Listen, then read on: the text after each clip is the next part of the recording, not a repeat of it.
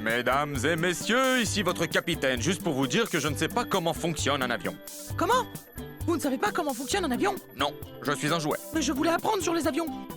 Ce n'est pas grave, je connais un endroit génial où je peux tout apprendre sur les avions. Vraiment? Oui, et c'est juste là. Hi, I'm Kiddy. Ready, set, go.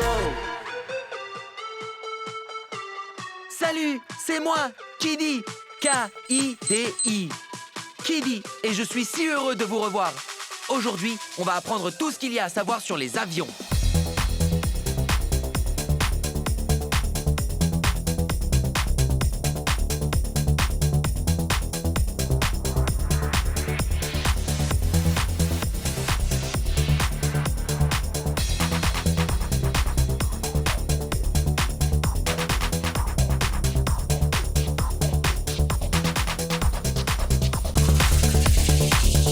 C'est tellement génial! Et pour tout apprendre sur les avions, nous sommes au Musée national de l'air et de l'espace en France.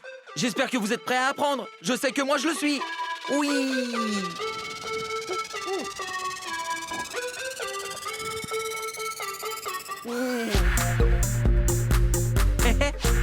Alors, vous voyez ça? C'est le bâtiment du contrôle aérien. C'est d'ici qu'ils informent tous les avions où se rendre, car il y a du trafic aérien et il faut éviter une collision. Oui! Aujourd'hui, les avions jouent de nombreux rôles dans la société. Ici, il y a des avions militaires.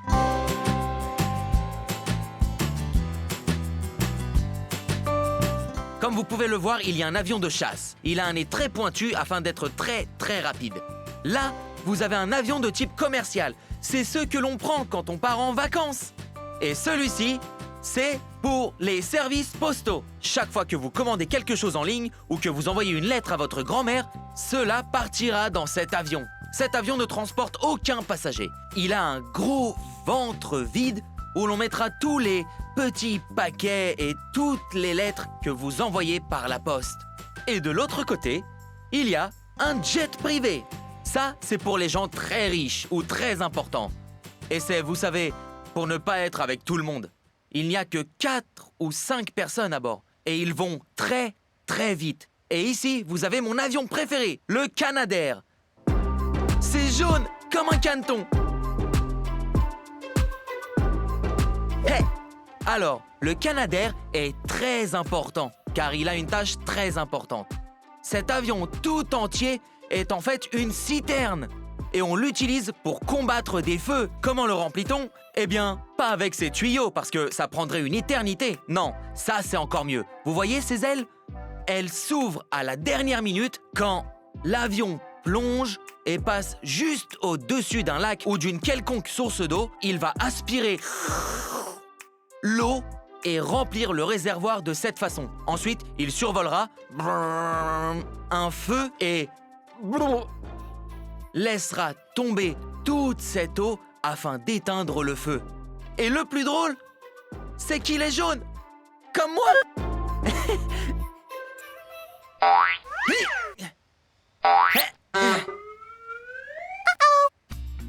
Hey, regardez-moi ça. C'est la queue d'avion du plus grand avion au monde, le A380. C'est énorme. Regardez-moi ça. C'est plus grand qu'une cathédrale et ça vole.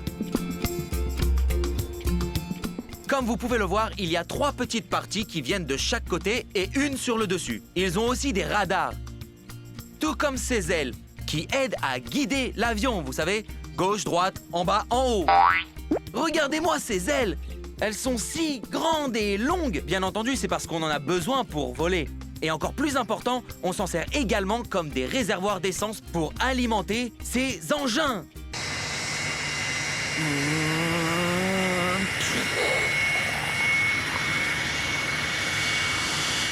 Et regardez-moi ces roues. Waouh!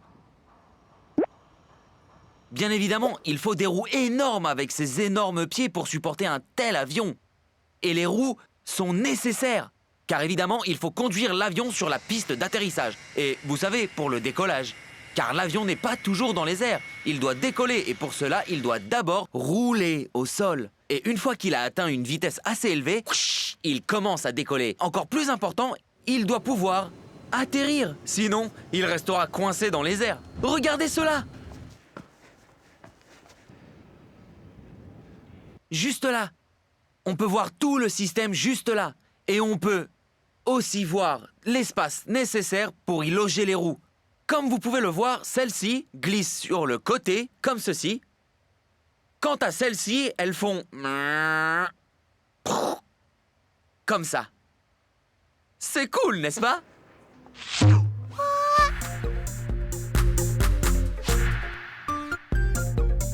Quand on lève les yeux au ciel, on peut voir d'autres choses qui volent. Pas seulement des oiseaux et des avions, mais aussi des hélicoptères. Les hélicoptères se déplacent grâce à leurs hélices tournantes fixées sur le dessus. Ils peuvent ainsi s'élever dans les airs de façon verticale. Ainsi, c'est le véhicule parfait pour sauver des gens ou pour chasser des voleurs. En observant les oiseaux de près, les gens ont réalisé qu'un avion spécial pouvait glisser dans les airs. Le planeur n'a pas de moteur. Un autre avion le porte sur son dos dans les airs, puis il glisse doucement vers la terre, en surfant dans les airs.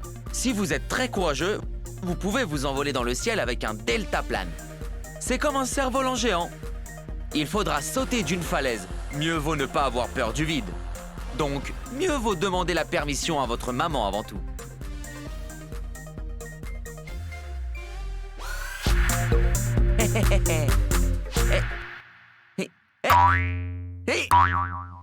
Ah, c'est plutôt haut. Comment embarquer dans l'avion? Eh bien, il y a un petit truc génial pour ça qu'on appelle un camion. Regardez ce petit véhicule-là. Vous voyez, il s'approche et il y a un escalier qui va s'accrocher à l'avion pour faciliter le passage pour que les passagers montent à bord. Allons-y.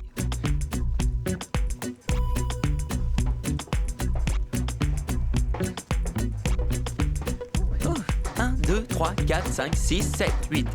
Bonjour.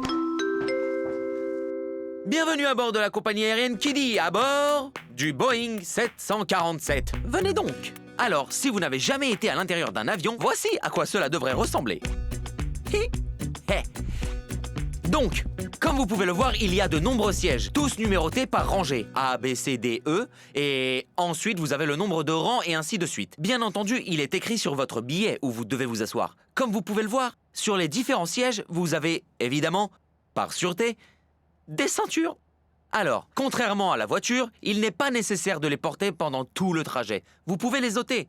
Les seuls moments où c'est obligatoire sont au décollage et à l'atterrissage. Et quand le capitaine dit qu'il faut la mettre. Car parfois, un avion peut être un peu tremblant.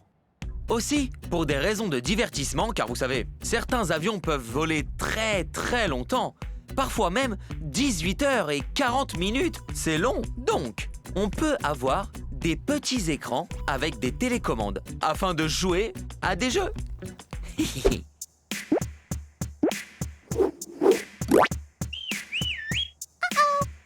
Ah. Alors, par ailleurs, une chose chouette avec les avions, ce sont les fenêtres, à travers lesquelles on peut voir le ciel, les nuages et le monde entier. Regardez-les. Et bien sûr, si vous êtes fatigué, vous pouvez toujours les fermer et... Ouf. Et vous savez quoi? J'ai un peu chaud, mais ce n'est pas grave, parce que, évidemment, il y a un thermostat dans l'avion pour nous garder bien à l'aise. Et comme vous pouvez le voir juste ici, il y a des petits ventilateurs pour vous garder au frais, car, eh bien, parfois, il fait assez chaud. Il y a même des petites lumières ici, si vous désirez lire. Car, comme je l'ai dit, ces voyages peuvent être très très longs. Vous avez également, évidemment, des indications du capitaine pour vous rappeler quoi faire et quoi ne pas faire. Comme de mettre votre ceinture à cause des turbulences. Et ça, c'est important, de toujours suivre les ordres du capitaine. Oui! Alors, mes petits surdoués, regardez-moi ça. On n'a pas l'habitude de voir un avion dans cet état.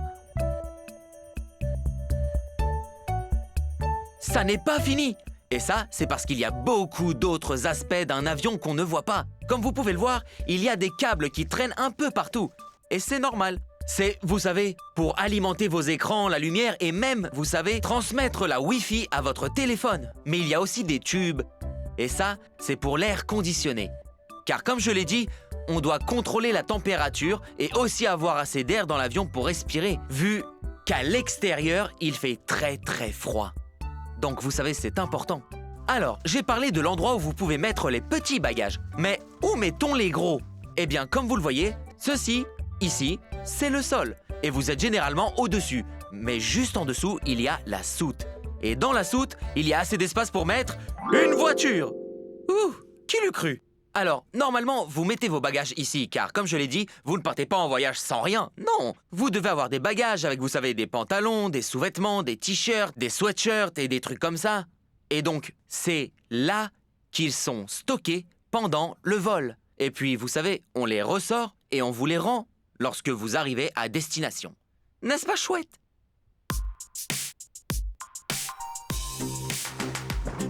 Hé, mes petits surdoués! Alors, voici l'une des caractéristiques les plus importantes du gros porteur. C'est exact, le Boeing 747 a en fait des escaliers. Et pourquoi c'est important? Eh bien, c'est parce que c'est l'un des 2 avions qui a en fait un 2e étage. Venez avec moi, il y a des trucs sympas en haut. Donc, où vont ces escaliers? Au 2e étage. Mais qu'y a-t-il au 2e étage? Eh bien, voilà la partie très intéressante. Regardez, juste derrière moi, vous avez le cockpit. C'est là que les pilotes, parce qu'il y a 2 pilotes, vont piloter l'avion. Mesdames et messieurs, c'est votre capitaine qui parle. Je m'appelle Kiddy et nous prendrons l'avion aujourd'hui pour New York.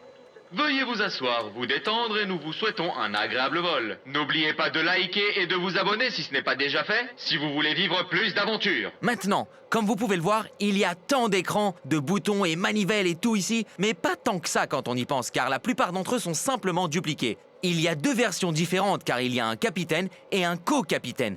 Alors, on ne veut pas d'un capitaine qui n'est pas formé, et vous ne pouvez pas demander à quelqu'un qui n'est pas formé de piloter un avion. Donc, on les amène dans l'un de ceux-ci. Ce sont des simulateurs. Ce sont des écrans qui nous montrent des simulations de ce que nous ferions en réalité, en appuyant sur tous ces boutons, afin que lorsque les capitaines le feront, ils seront prêts pour faire voler le vrai avion. Maintenant, il est temps de partir et de voir le reste.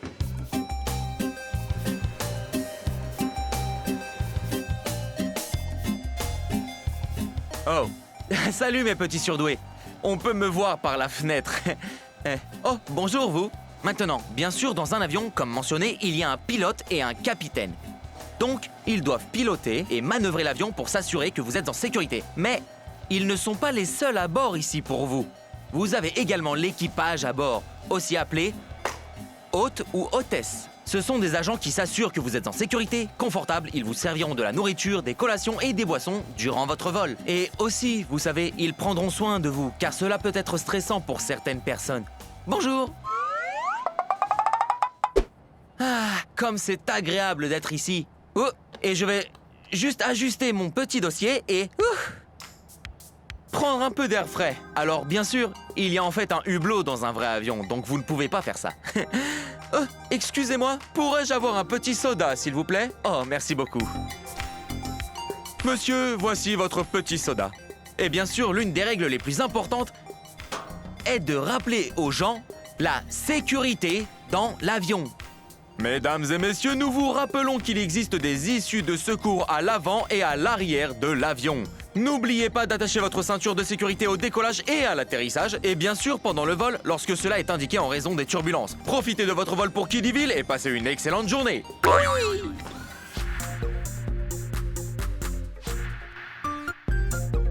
Les humains sont de véritables imitateurs. Ils ont toujours voulu être comme les oiseaux et apprendre à voler. Tout a commencé il y a bien longtemps en Grèce avec la légende d'Icare. Icare a eu la bonne idée de coller des ailes sur son dos avec de la cire. Il s'est envolé en haut, dans le ciel, mais alors qu'il se rapprochait de plus en plus du soleil, la cire a commencé à fondre. Les ailes se sont décollées et Icare aussi. Longtemps après, 2 frères brillants ont eu la bonne idée de remplir un ballon d'air chaud. L'air chaud monte, soulevant le ballon montgolfière en haut, dans le ciel bleu, et pour la première fois, les gens ont vu à quoi ressemblait le monde du haut du ciel. Après les montgolfières sont venus les avions et les planeurs. Mais il y a 100 ans, l'audacieux Français Louis Blériot a été le premier à voler au-dessus de la mer entre la France et l'Angleterre. Les avions sont partout maintenant et le monde devient de plus en plus petit chaque jour. Maintenant, mes petits surdoués, il y a 4 choses que vous devez savoir si vous voulez piloter correctement un avion. La première chose que vous devez garder à l'esprit est la vitesse. Car la vitesse vous permettra d'abord de décoller et d'autre part de rester dans les airs. Regardez à quelle vitesse je tourne! C'est fou! Cela finira sûrement par décoller. Maintenant, la deuxième chose, bien sûr... Oh, attention, il ne faut pas que je me redresse trop. La deuxième chose que vous devez garder à l'esprit, c'est l'altitude. À quelle hauteur se trouve l'avion dans le ciel? Vous ne voulez pas qu'il soit trop bas ou vous frapperez une montagne et vous ne voulez pas qu'il soit trop haut parce que sinon vous auriez vraiment peur. Regardez ça, en haut et en bas. En haut et en bas. Ensuite, l'un des éléments les plus importants est l'inclinaison. Parce que c'est ce qui déterminera fondamentalement si vous montez, ou vous descendez, ou même tournez comme ceci, ou comme cela.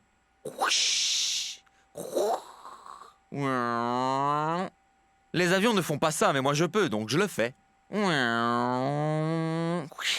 Et puis bien sûr, la direction. C'est important si vous voulez aller quelque part comme New York ou Tokyo. Ou si vous voulez juste vous amuser. Oui! Oh, regardez ça! Maintenant, la question est de savoir pourquoi les avions ont-ils des roues et comment volent-ils? Eh bien, il y a une réponse simple. Le fait est que les avions ont des ailes comme celle-là qui leur permettent de voler. Et ils ont des roues pour pouvoir rouler essentiellement sur le tarmac et prendre de la vitesse afin d'avoir assez d'air pour passer sous les ailes et, enfin, décoller!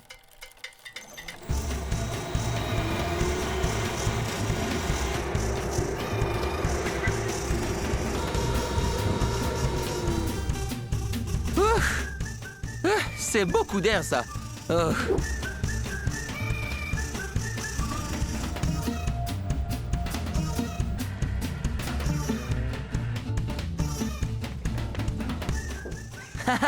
Maintenant, bien sûr, une chose qui est vraiment importante et que vous devez faire avec tout, comme avec une voiture ou tout ce que vous possédez, c'est de faire les contrôles de sécurité. Assurez-vous que le fuselage est intact et impeccable. Assurez-vous que les gouvernails fonctionnent comme il se doit. S'il y a des problèmes, vous devriez les voir. C'est important car un voyage en avion peut facilement mal tourner. On ne veut pas ça. Vérifiez donc tout pour être sûr. Salut mes petits surdoués. Alors ça, c'est un hélicoptère. C'est un autre type d'avion, mais un peu différent de l'avion. Les deux volent, mais d'une manière très différente. L'avion a, vous savez, des moteurs à réaction et un moteur à hélice. Celui-ci a des rotors, dont une lame énorme qui tourne très très vite. Et donc le décollage est légèrement différent. Regardez. C'est comme ça que ça finira par décoller éventuellement. Comme vous pouvez le voir, waouh! Il tourne vraiment très vite et finalement, il décollera à la verticale. Il n'est pas nécessaire d'accélérer puis de décoller. Non, non, il décolle de façon verticale. Ce qui le rend d'autant plus précis pour des interventions comme pour les services de police ou de pompiers ou d'autres services d'urgence. Les hélicoptères transportent beaucoup moins de passagers que les avions car ils sont beaucoup plus petits. Beaucoup plus précis, mais beaucoup plus petits que les avions. N'est-ce pas chouette? Eh bien, ce fut une journée bien remplie. Mais vous savez quoi? Nous avons tellement appris. Mais qu'avons-nous appris exactement? Il est temps de vérifier avec le Kiddie Quiz. J'espère que vous êtes prêts. Voici la première question des 3 questions. Première question. Combien de passagers un A380 peut-il transporter? Est-ce A, environ 800 ou B, 12? Chrono. La question est de savoir combien de passagers peut transporter un A380. Ah, le temps est écoulé. Alors, dites-moi donc. C'est exact. L'A380 peut transporter jusqu'à 800 passagers. C'est 800. Vous avez été excellent. Deuxième question. Ok, alors, depuis quelle pièce le contrôleur aérien guide-t-il les avions? Est-ce A, de la cuisine de maman ou B, de la tour de contrôle? Chrono. La question est, de quelle pièce le contrôleur aérien guide-t-il les avions? Le temps est écoulé. Écoutons donc votre réponse. C'est exact. Le contrôleur aérien guide les avions depuis la tour de contrôle. T O U R D E C O N T R O L E. Toutes nos félicitations. D'accord, maintenant, troisième question. Qui est le patron de l'avion? Est-ce A, mon papa, ou B, le capitaine? Chrono. La question est, qui est le patron de l'avion? Ah, le temps est écoulé. Alors, quelle est votre réponse? C'est exact. Le patron de l'avion est le capitaine. C A P I T A I N E. Félicitations! Vous avez bien réussi ce quiz. Et vous savez quoi? Quand vous obtenez un bon score, vous recevez un cadeau. J'espère que vous êtes prêts pour le vôtre. Allons-y! Ouh! C'était pas génial? J'espère que cette aventure vous a plu et que vous êtes prêts pour plus. Mais ce sera pour la prochaine fois. Donc si vous voulez les voir, n'oubliez pas de liker et de vous abonner à ma chaîne. Et maintenant, il est temps de danser. Alors levez-vous, mettez-vous debout et j'espère que vous êtes prêts. D'accord? Parce qu'on y va à 3, 2, 1... C'est parti!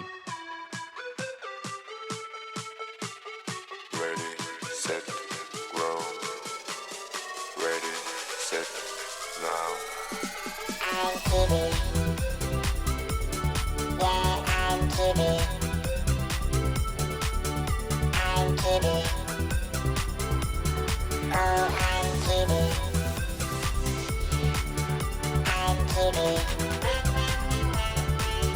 I'm Kitty. Oh, I'm Kitty. Ready, set, grow. Ready, set, grow.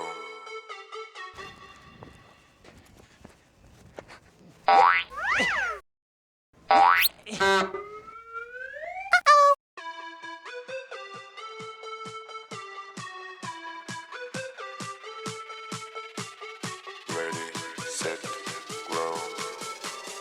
Ready, set, now. I'm Kitty.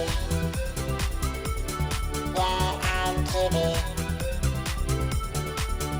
I'm Kitty. Oh, I'm Kitty. I'm Kitty. Yeah, I'm Kitty. I'm Kitty. Oh, I'm Kitty. Ready, set, grow. The child of the sun, born to have fun. My adventure is color, how, sure. Ready, set, grow. I'm Kitty. Yeah, I'm Kitty. I'm Kitty. Oh, I'm Kitty. I'm Kitty. Yeah, I'm Kitty. I'm Kitty. Oh, I'm Kitty. Ready, set, grow. Ready, set, grow.